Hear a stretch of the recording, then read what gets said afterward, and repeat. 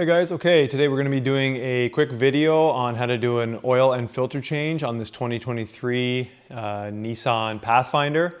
This would be the Gen 5 Pathfinder made from 2021 to present. So let's get right into it. Okay, so on this SUV, the drain plug for the oil is located right here. It's a 14 millimeter. And then your oil filter is behind this little shroud here. I have seen some Pathfinders, particularly in the States, that have another shroud right here. I'm in Canada, so either mine didn't come with one or the last oil change I forgot to put it on. But if you do have another cover here, it's really easy to remove with just these little tabs. We have to remove these two tabs here in order to access the oil filter anyway. These tabs are super easy to remove. Just get a flathead screwdriver and pull the center out like that, and then the whole thing comes out. One more right here. So first thing we'll do is drain the oil. Got my 14 millimeter socket here and my drain pan underneath.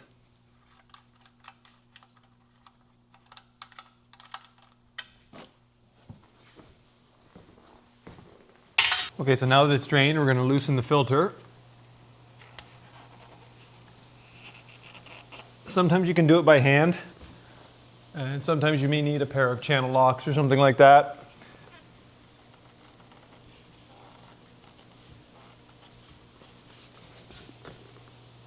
And just loosen it a little bit so it can drip.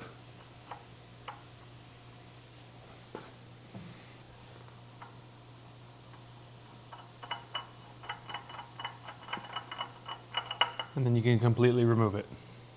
Okay, after that's drained, what I do is I just spray a little bit of brake cleaner on everything just to get rid of that dripping oil. This is not absolutely necessary, but it's nice. I happen to be using this Fram XG6607. Your filter will likely be the same, but the safest thing to do is get the right filter from your auto parts center. They will definitely have a listing for it, or check your owner's manual. So just to prep this, a little bit of oil. This is just motor oil. You can use the motor oil that you're using, but I know that I have motor oil in this little can. We're just going to oil the gasket.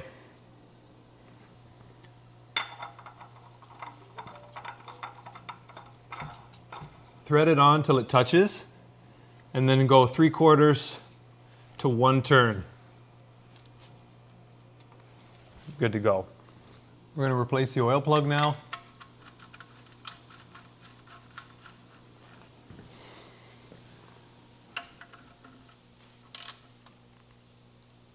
And just snug it up. You just make sure they're pulled out. Back into the hole, and then push them.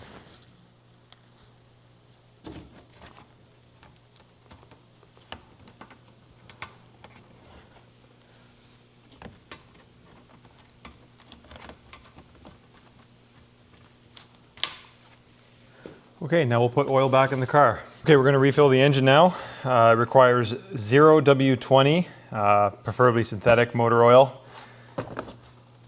The fill cap is right here,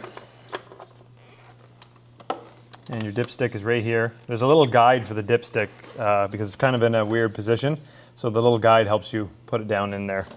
So it takes 4.8 liters. This jug happens to be 4.73, so I'm going to put all this jug in, plus I have a little quart bottle. I'll just keep adding until I am between the hash marks, closer to the H, and then just keep in mind when we start it, the oil filter will eat up a little bit of it, but at the end of the day, that's where you want to be.